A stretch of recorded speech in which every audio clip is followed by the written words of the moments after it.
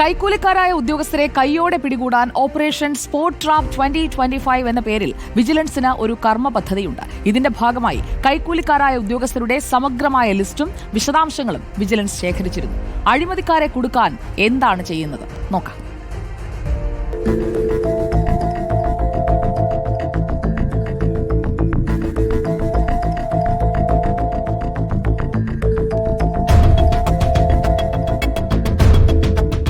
കൈക്കൂലി ആവശ്യപ്പെടുന്ന ഉദ്യോഗസ്ഥരെ സ്പോട്ടിൽ പിടിക്കാനാണ് വിജിലൻസ് ഓപ്പറേഷൻ സ്പോട്ട് ട്രാപ്പ് 2025 കൊണ്ടുവന്നത്.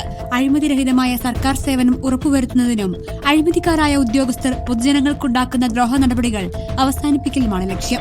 കൈക്കൂലിക്കാരെക്കുറിച്ച് വിജിലൻസ് യൂണിറ്റുകളെ അറിയിക്കുന്നതിന് പൊതുജനങ്ങളെ പ്രാപ്തമാക്കുന്നതിനുള്ള പ്രചാരണ പരിപാടികളും പദ്ധതികളുടെ ഭാഗം. ഇക്കഴിഞ്ഞ ജനുവരിയിൽ മാത്രം ഓപ്പറേഷൻ സ്പോട്ട് ട്രാപ്പിൽപ്പെട്ടത് 9 ഉദ്യോഗസ്ഥരാണ്. വിജിലൻസിന്റെ നാളിതുവരെയുള്ള ചരിത്രത്തിൽ ഒരൊറ്റ മാസം അറസ്റ്റ് ചെയ്ത ഏറ്റവും വലിയ കണക്ക്. 8 ട്രാപ്പ് കേസുകളിൽ 5 കേസുകളും റവന്യൂ ഡിപ്പാർട്ട്മെന്റ് ഉദ്യോഗസ്ഥർക്കെതിരെയാണ്. അറസ്റ്റിലായവരിൽ 4 വില്ലേജ് ഓഫീസർമാരും 2 സർവേ ഉദ്യോഗസ്ഥരുമുണ്ട്. ഇതുകൂടാതെ ഒരു വാട്ടർ അതോറിറ്റി ഉദ്യോഗസ്ഥനെയും ഒരു സിവിൽ പോലീസ് ഉദ്യോഗസ്ഥനെയും ഒരു ഹെൽത്ത് ഇൻസ്പെക്ടറെയും അറസ്റ്റ് ചെയ്തു.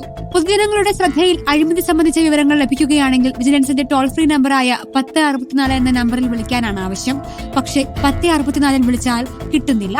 8592900900 എന്ന നമ്പറിലോ വാട്സ്ആപ്പ് നമ്പറായ 9447789100 എന്ന നമ്പറിലോ അറിയിക്കണമെന്നാണ് vigilance director Yogesh Gupta IPS അറിയിച്ചത്. ഇതും പ്രവർത്തനരഹിതം. Research desk reporter.